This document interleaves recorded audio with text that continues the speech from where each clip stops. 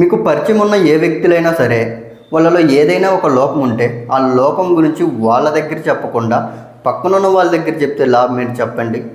చాలామంది అనుకోవచ్చు వాళ్ళ లోపం గురించి వాళ్ళ దగ్గరే చెప్తే తన్నరా అంటే తిట్టరని. తిట్టడం అయితే జరుగుతుంది అనుకోండి, తంతారు అనుకునేలా ఉంటే చెప్పకండి.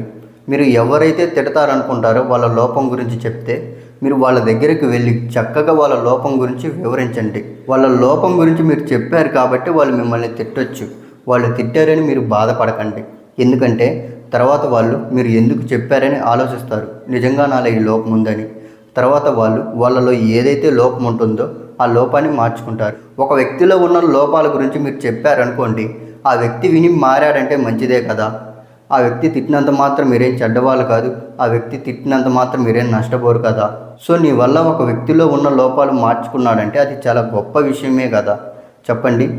So finally what is the my podcast అంటే, మీరు గుడ్డి వాళ్ళ దగ్గరికి వెళ్ళి ఎంత డ్యాన్స్ వేసినా ఏం లాభం లేదు.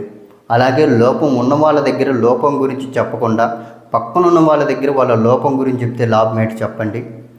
లాభం అయితే ఏం ఉండదు, కానీ నష్టమైతే ఉంది. దాన్నే కొనుక్కొని కర్మని తెచ్చుకోవటం అంటారు. ప్లీజ్ ఇకనైనా మారండి. ఈ వీడియో మీకు ఎలా అనిపించిందో కింద కామెంట్స్లో చెప్పండి. వీడియో నచ్చితే లైక్, షేర్, సబ్స్క్రైబ్ చేసుకోవడం మర్చిపోవద్దు. ఇంకొకటి, ఈ వీడియోలో మీరు చూసిందంతా నా ఒరిజినల్ కంటెంట్.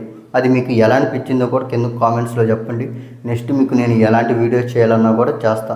మీకు ఎలాంటి వీడియోస్ కావాలన్నా ఈ కామెంట్స్లో చెప్పండి.